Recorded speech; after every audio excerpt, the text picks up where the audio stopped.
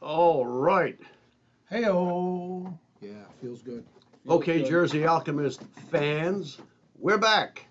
We just How? had a busy couple of weeks, and I did a deep dive, taking a big standardized exam It's what you do. for my career, Pow. and How'd you do on that exam, John? I don't like to brag. Put it out there. Why not? I passed. How about let's just leave it like this? I Okay. passed. F or P. Ask me how many questions I got wrong. How many? Well, first of all, how many questions were on the exam? 40 questions. 40. Okay. 40 questions. That's a number. You got to pass with an 80%. And how many did you get wrong? How many? Yeah. Starts with a Z. 0. Wow. Good. Wow. That was my first question. See, those Yeah. are my kind of questions that I could answer pretty. Right. You know. Now, how did I come up with that kind of performance on a test that if you fail it, you can't work anymore. You get fired from your job. I can't afford that. Right? So I deep dive and I kill myself. I flog myself. I kill myself. I meditate. I pray.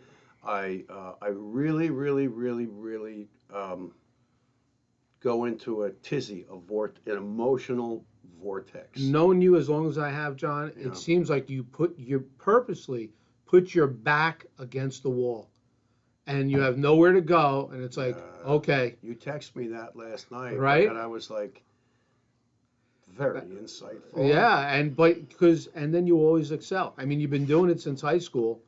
Well, let me say something. One of my mentors, he was the chairman of the Department of Surgery where I trained. He had a saying. He would stand there, and if he knew you were compromised because you didn't know a question on rounds or something, and if he saw you were struggling, you didn't have an answer or whatever, he would do what his mentors way the hell back in the 1950s would do to him. He would come over, he'd fix your collar. Now back then they had to have a bow tie, right? And then he would pinch you on the cheek, kind of a little, a way of saying,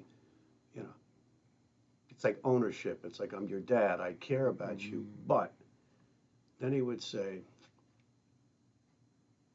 one of his good friends was the infamous, famous Michael DeBakey. And I met DeBakey, and I had dinner with him, with this guy. DeBakey's long gone. DeBakey was 88 when he came to lecture with us, like when I was a resident. Anyway, he would fix your shirt. If you had a hair sticking up, he'd go like this. He'd pinch your cheek, and he'd say, boy, are you that stupid, or do you just not give a shit?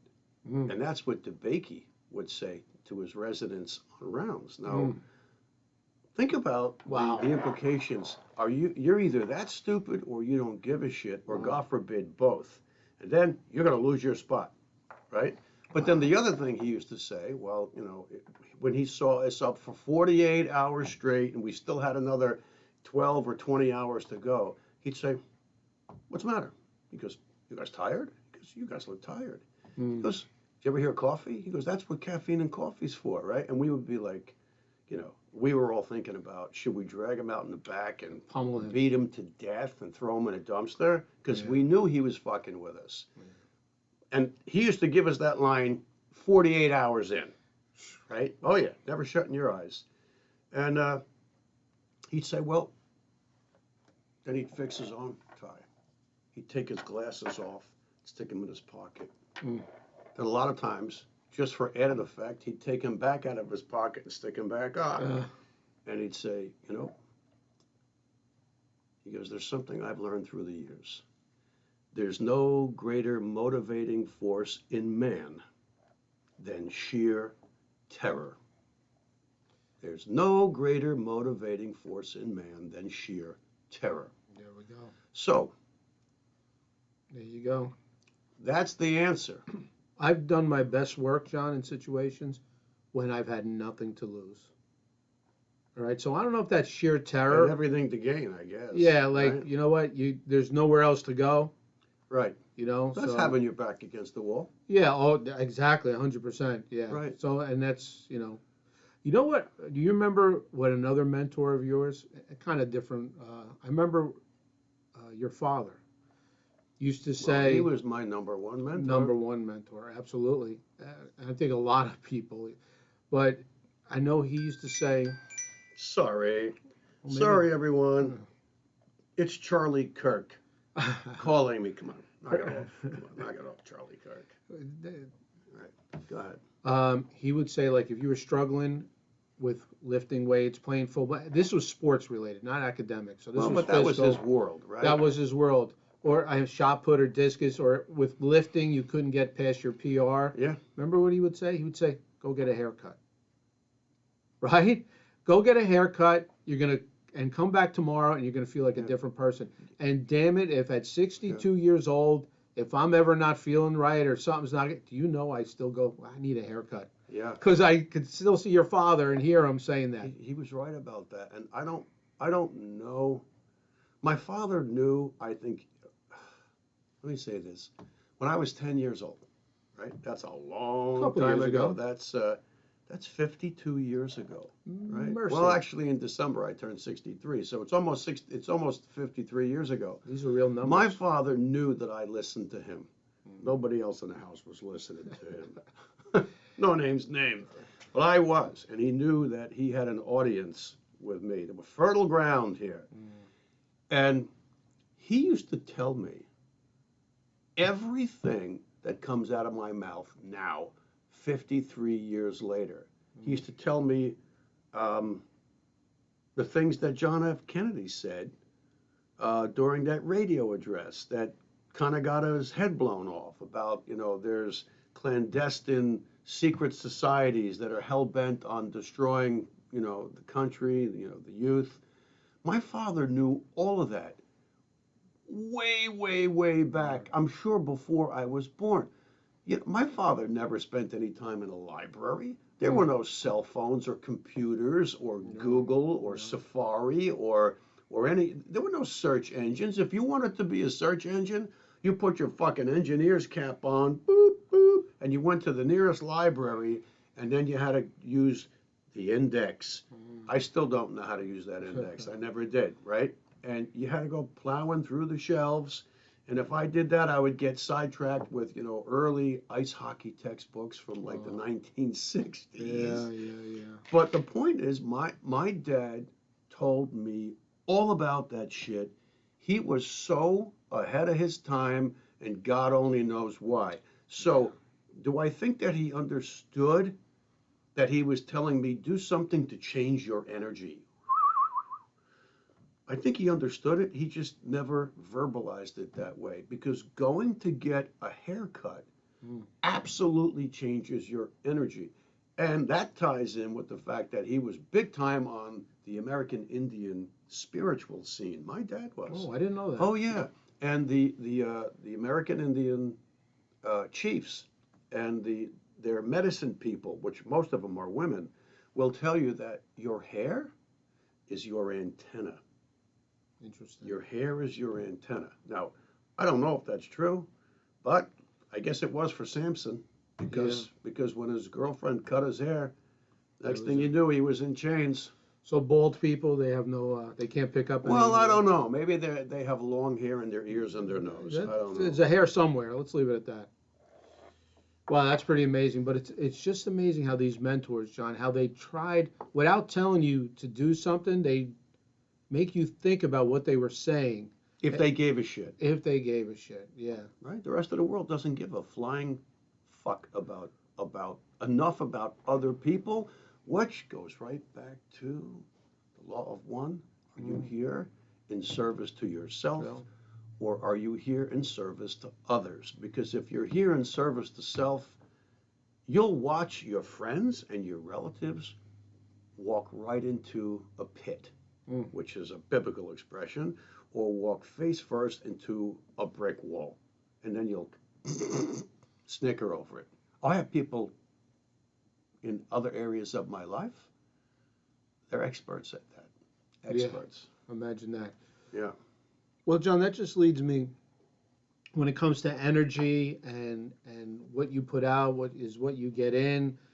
I mean, you have to believe in all that stuff. You have to believe that you can make a difference with people. And once you believe that what you have, and let's face it, like when I coach sports, the people that weren't listening, you weren't talking to them. But the people, like you said, like your dad he had an audience in you. Fertile ground. All you need is one person, half the team. Yep. Once you know somebody's trying to grasp what you're saying, you will do whatever it takes to get that person to the next level. Because it inspires you too. Yeah, right? 110%. Yeah, it does. Most of the time when you tell somebody, hey, stand up tall and don't quit and keep going, you're really talking to yourself. Yeah. You know, you're reminding yourself. It's like, me being divorced, you're divorced as well. Yeah. I woke up and I just realized I was. But now I'm divorced. If I meet a divorced person, a guy, or even a lady, but mostly I can relate to the men, obviously, I'm telling them, listen, you have to, stand tall, don't give up. I know you miss your kids, right, or this and that. But in reality, I'm telling them all the things I wish somebody would have told me. Yeah. And if it's very new for them, or they're, God forbid, still in the throes of it, and it's the first time, it's really tough to crack that nut and to reach them, because that's how upset they are. That's crazy. John, can you believe next week is November 1st, right? Is next week November, right? October's finished already. I think Monday? Something like that. Monday or Tuesday is the first, I think. I don't know. I have never seen so much attention paid to, because we have November 8th, those midterm elections with the White House and where we're going. I can't believe, I've never even paid attention really to a midterm election, right? Oh, we're going to lose seats, gain seats. Everybody was just basically blinders on doing their thing. But things are in such a frenzy now that everybody, that's all you hear about is November 8th and elections. Get out and vote. That's number one, people out there. And I would say to those that are watching, because if you're watching The Jersey Alchemist, you probably have a direct connection with your heart, as opposed to being some posturing academic beanhead that says the science is settled. No, it's not. I'll show you how fucking settled it is. In Boston, they just made a new coronavirus, and they were so proud to announce it that instead of killing 2% of the Sprague-Dawley white rats in the lab, it kills 80% now. Boy! Huh. Thank God for the people in Boston. You know what? Whoever's funding them and whoever is the principal investigator on that person, those funders, and all of the lab rats, leave the Sprague-Dawley rats alone. Those are the actual white creatures, the rats with the long tails. You all need to be arrested. I know I just jumped in on that, and I forgot the lead point, but... it's all right, I forgot it too. Can you believe?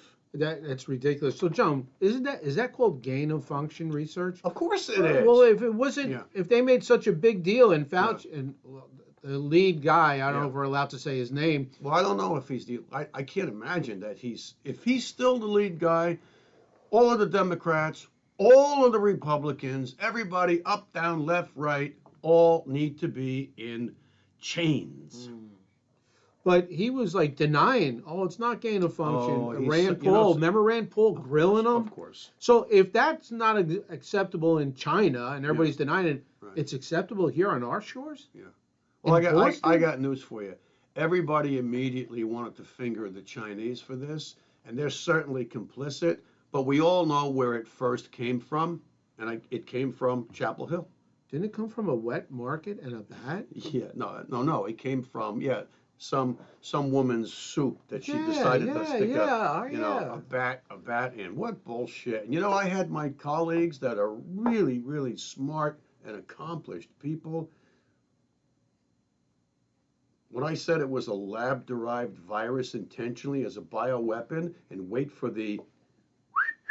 They looked at me, laughed in my face and said, "You fool, it was from a bowl of soup derived from a wet market. That's where it came from, either a pangolin or a bat." And I looked at them and I said, wait a minute. Aren't you the idiot that admonished me for telling you back in 2006 what really happened on 9/11? and you laughed at me and you told me to shut the door because if anybody hears me, they'll think I'm retarded.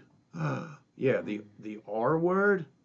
1 week later, you came back, chapter and verse, teaching me all about what really happened on 9/11. Unbelievable.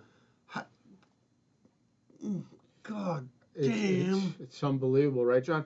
But I mean, who are these people that are allowed to do this? And I know somebody that their son is a researcher. Okay, I believe with the Army. I mean, he's got all kinds of scientific degrees, and he was. I'm not sure if he does that with the Army, but he was in research and scientific. He broke down the proteins and the DNA or whatever of that, and he goes, "Oh, this is man-made." Of course it is. He knew it in 2 seconds. The kid's 25 years old. Of course it is. The first month it was out, John. I know. And parts of the original little ditty that flies around, right? Parts of it were taken from the HIV virus. I don't know what part. I don't know if it was a spike protein or lipid membrane or something like that. But it was abundantly clear to the academics when they studied this stuff. God bless them, for being able to do that. But it was abundantly clear to them. And what happened to them when they spoke out? They were crushed. They were crushed. They were censored. They were ridiculed. They were scoffed at. Lots of them lost their jobs. I think the people that ridiculed, scoffed, and fired them, I think they need to be thrown in a dungeon with cockroaches. Air conditioning? And snakes and scorpions. Nice. Yeah. How about California, John, passing a law, or they're trying to pass it, where doctors that speak out against the CDC can lose their license? Oh, I don't. Like if they don't go with the protocol, they don't go with the company line. Yeah, the company Luciferian what are we doing here? the Luciferian communazi line. And I got news for you.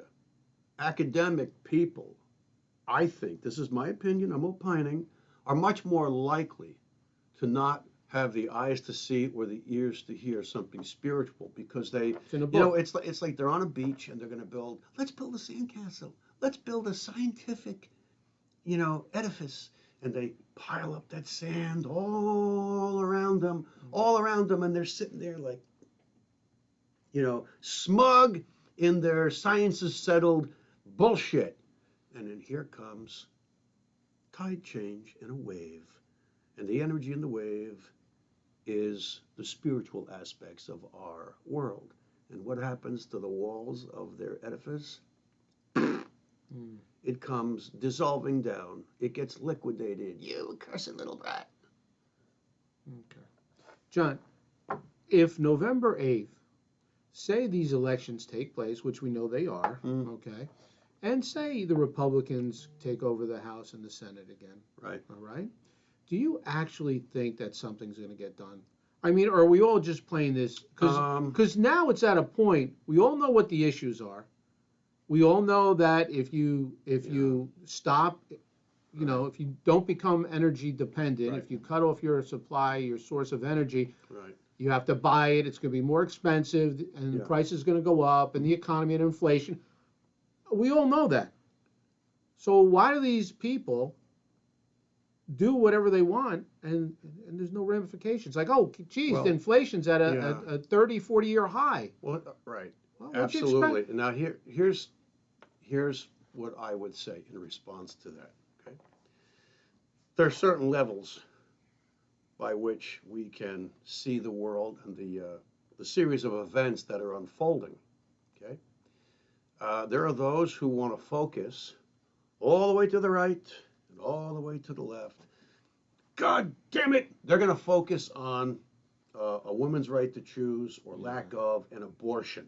Right, and Planned Parenthood, and the funding thereof. And that's where they're stuck. And the only filter that they see the world through is freedom of choice, pro-choice or pro-life. And nothing else matters to them, and they won't hear the other side. And so they're myopic, and they can't get out of their headspace. They can't get out of their own way. So while they're fighting over abortion, and then on purpose they get the Supreme Court to get involved, and now everybody's shitting the bed over it, right? The left and the right. That's one segment of the population that is now taken care of. The elites don't have to worry about them anymore. All they have to do is throw a little, boop, boop, boop, boop, a little lighter fluid on the grill, and it goes up, right? And what is that? It's a couple of articles here, a Facebook post that's made by DARPA, which is military intelligence, and that's who invented Facebook. It wasn't Mark Zuckerberg. No, he's just the stooge. Oh, and by the way, now he's all into, MMA and fighting. You know something? Get in the ring, you little piece of shit. Get in the ring. This 63-year-old son of a bitch, I'll go after you. So, so that's what's happening on that level. And there's all different strata, right? And so, too many people seem to not give a shit about who's really up at the top pulling the strings. So if you look at some Nazi son of a bitch named Klaus Schwab, who back in the 70s, I think, comes up with this, I'll call it a construct called the World Economic Forum, because he's the founder, and he slowly coerces and gets all of these big shots, these elites, the politicians, the big international globalist, corporation presidents and owners, multi-billionaires. He's got the bankers behind him. All of a sudden, fast forward a couple of decades, and he's telling the world what the fuck we're going to eat for breakfast, or whether we're not going to eat at all. And he's all tied in with the king of England. Well, I didn't vote for him. Right. He's all tied in with Charles. Bill Gates is tied in with them. And Melinda Gates, I think it was a hoax that, they're divorcing. Well, maybe they are divorced. You can't let her off the hook, because she was all in on this. Because when they were sitting there together in front of the cameras, and he's saying, the world will not go back to normal until everybody is vaccinated, and she was like this. Like a psychopath, narcissist smirk, and that smile, like we are controlling your asses, right? So to bring it around, because I could really go off like this, they're the ones that are creating all of this. So we can focus on abortion, or we can focus on the wide open border, the wide open southern border that the leftists say there's no problem. You're lying. You're either really, really lying about it to keep an agenda going, or you're just that ill-informed. Pick any topic. Gun control, Second Amendment, this, that, the other thing, the Keystone Pipeline, the Nord Stream pipeline, Russia, the Ukraine. It's just amazing. And who is pulling all the strings? People. It's the elite globalists.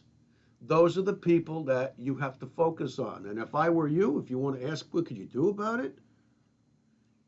Pray and meditate that they fall directly on their faces. Now, I mentioned a prophetic minister a couple of weeks ago named, her last name is Green. I can't remember her first name. Julie Green. Julie Green Ministries, right? And she's on YouTube. And you can say what you want, she's spectacular. She's apparently, without saying it, she's a channeler. Anytime somebody is a prophetic minister and they're getting messages from God, from the deities, from the saints, from whoever, from Krishna, from Buddha, you better just listen to what they have to say, okay? And God is calling out the evil dark ones as we speak. And he said, they will not prosper against you. They will not win. They haven't come up against me yet. and I'm about to move. And people by name are going to be taken out. They're going to be stopped in their endeavors. There won't be Armageddon. So have faith, stay positive, pray, and meditate that the good Lord brings these disgusting, evil people to justice. Who are they? Come on, they're the global elite, communazi, Luciferians. Who was there was a newscaster, Yeah. blonde woman. I can't remember her name because Megyn Kelly? no, because I never heard of her before, just until like 2 days ago, Oh, where okay. she'd been around for years and she got bounced from here to there because everywhere she goes, she gets so outspoken that the parent company that's paying her Makes people nervous. has to fire her. Mm. It's like us talking about the jab, and then YouTube takes the takes the video down, but now we're vindicated, we're right, and YouTube is left with dog shit on its face. But she ended up with Newsmax just not long ago. Not I don't Greta watch Newsmax. Sundstrom? No. No. Anyway, she was talking about the state of affairs, Yeah. and then she kind of went on a rant about the elites and Bill Gates expecting us to eat insects while they're partying and drinking the blood of infants. Boom. Curtain came down, she's fired. So now that's all over the alternative media. It's all over YouTube that this chick. But of course, the people that love to censor others are admonishing her. They're scoffing at her. They're ridiculing her that she's a psychopath. She's this, she's that, she's a conspiracy theorist. Guess what? She's no conspiracy theorist. She's just telling it like it is. People can't handle that. I don't think people realize, John, going back to, the new word is sheeple, right? People are sheep. They're being easily led.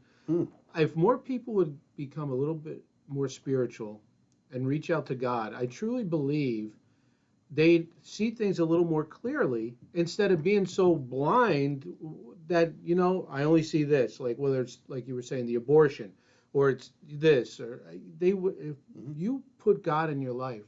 There was they refused to. They refused to. There was a big MMA card this weekend from Dubai, okay? And I think the main match was this Charles Oliveira, who was the champion, right? Sure. Extremely talented, tough, good. And against one of Khabib's boys, they're from Pakistan or Uzbekistan or something. Yeah, they're from there, right outside of Russia. Extremely tough. Yeah. And as they were walking into the ring, the other guys, the fighters, they go all hyped up. They're playing to the crowd. Of course. Yeah. But Khabib's guy was going like this. He was actually. he was praying. He was praying. And I'm like, he's gonna win. Connecting with source. He's not. It's not even gonna be close. It actually was close. But I said he's gonna win. Look at him. He got in that ring, and it's like he already knew the outcome. Yeah. He was so calm. The other guy's bouncing around, jittery, he's this and that. This guy, he just went to work. Right. And in the second round, the other guy tapped out. Did he? He choked him out. Well, he caught him with a right. Uh-huh. He went down, and then he just got on top of him, and that was it. He tapped out. So what do we say about? How do you analyze what you saw? Because I didn't see the card. Yeah.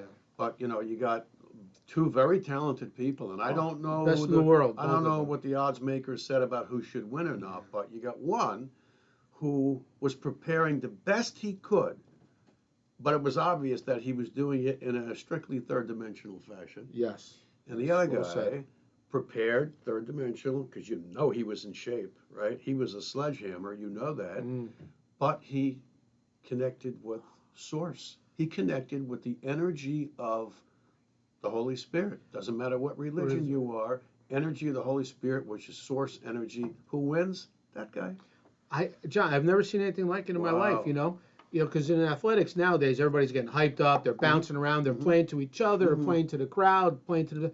This guy was just hands out, walking into the ring like this. I'm like, he has got an advantage that he knows. I love that.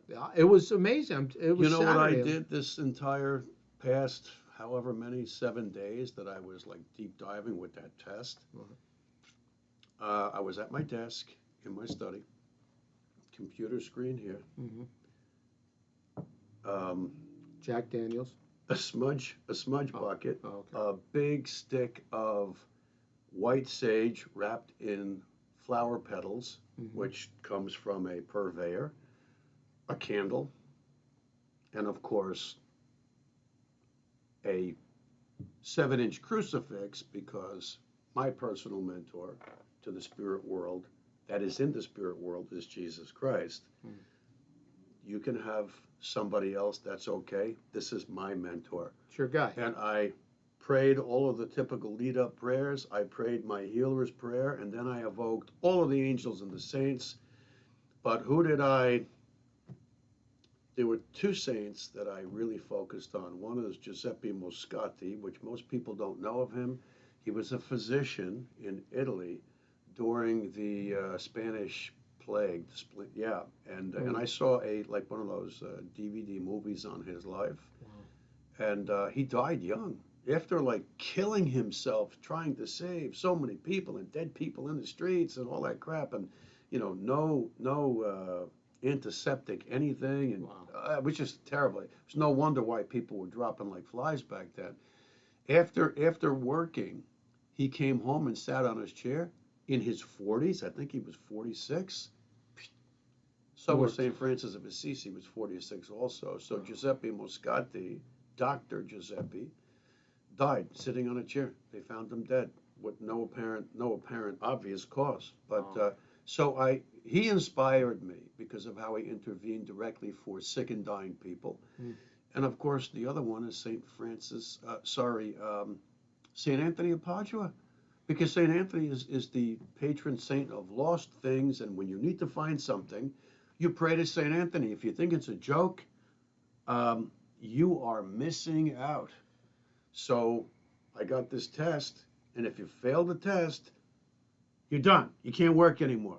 You're no longer board certified.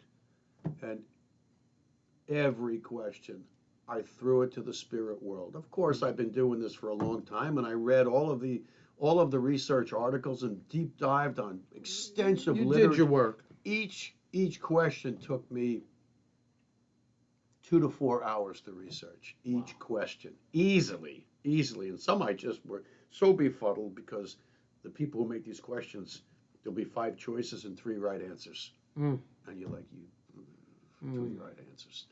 So anyway, yeah. So in that sense, the UFC guy, and it's no surprise that Habib's guy came in, connecting to source. Everybody needs to learn from that experience and that example, and because I do it all the time. I do it before operating on somebody's baby. I do it after the operation. I go up to the chapel and I put my hands up and I put my feet on the floor without crossing my legs, and I pray and I meditate and I thank the angels and the saints and my mentor, Jesus Christ. I wonder how many people see, especially since we've been doing this podcast, John. I mean, I've always been spiritual, but now it's at a different level thanks to listening to you and the lovely Sandra, and how you just. I wonder how many people realize that's what he was doing when he was walking into the ring. Like I said, he's praying. Well, he's connecting. That's pretty obvious, right? He was walking. He's like this. I don't know. You know what? And the camera was on him for a second. I said, "Look at this guy." But it's just imagine. I was in the supermarket this weekend. I'm all over the place. And the woman there, you mentioned St. Anthony. She was looking for something. She couldn't find it. I said, if you pray to St. Anthony, you can find it. And I know that for a fact. Your dog, was she good looking? No. Well, maybe. Kidding. Well, maybe back in the day. I mean. What a bump. I'm an old timer, and she was older than me. Okay. By a long shot. But beautiful in her own way. And that's why I said pray to St. Anthony. Now, whether she did or not, she looked at me a little crazy, which I'm used to. Right. John, if you had to alchemize this episode, this fantastic back in the saddle again episode, how would you do it? Back in the saddle again. The world we live in is healed and hinged with the energetic spiritual world. Okay? And most of the things that are a puzzle in this world that we can look at ostensibly from a third dimensional standpoint, like Stonehenge, the pyramids all over the planet. You know, the pyramids of Giza in Egypt are there, and everybody, if you say pyramids, you think of Egypt, you know, with the sun setting or the moon above the. That's great, but apparently there's at least 57 unbelievable pyramids all over the planet. And there are pyramids that are under the ocean that are not incorporated into that 57. There's a crystalline grid on the planet with ley lines that direct and guide energetic, spiritual energy. Magnetism.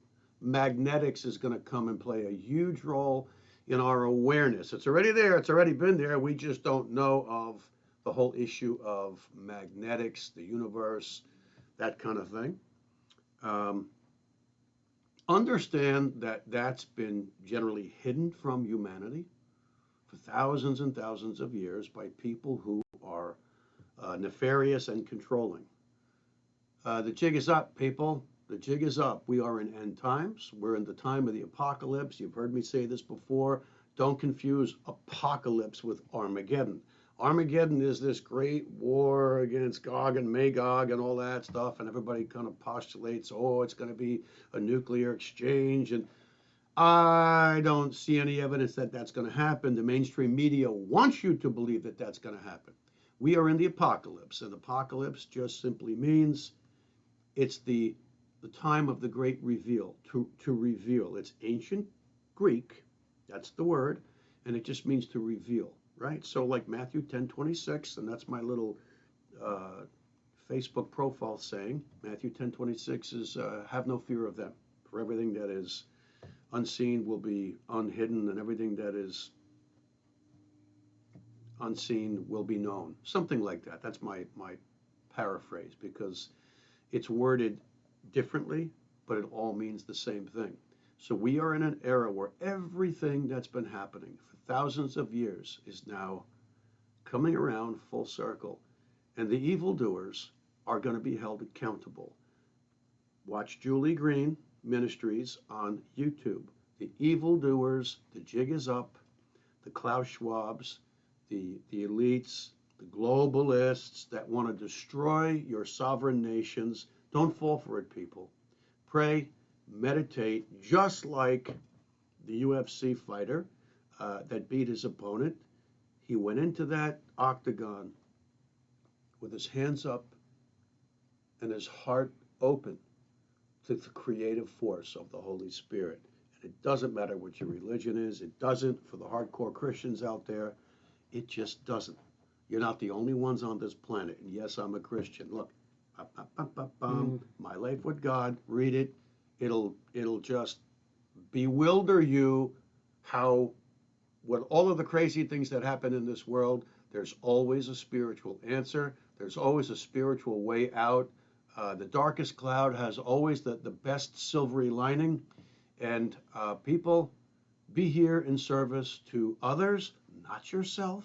You can be in service to others and a little bit to yourself. Why not? We all need, we all need a bag of oats to crunch on every once in a while. But that's it, Phil. I mean, this whole ugly spiritual warfare that we're in, those that are connected to Source and the Holy Spirit and the living God, you will prevail. You will prevail. Align yourself with the winner. And that's it. Wow, great job as usual, John. Thank you for this podcast. Yeah. Everybody out there, please give us a like and a follow on the Jersey Alchemist and subscribe and listen. Share. Just because we had to take a little time off, we're not going away. We're not going away. We're not done yet, people. Okay? My Life with God. My Life with God. That's right. And Great am I book. soliciting you? No, but you know something? The e-version isn't going to break your bank. I think it's $6.99. It'll be the best I'll take two. $6.99 that you invested, because when you read this book and incorporate the message of this book, the spiritual messages with all of its crazy stories that you think can't be Amazing. true. Amazing. They're all true.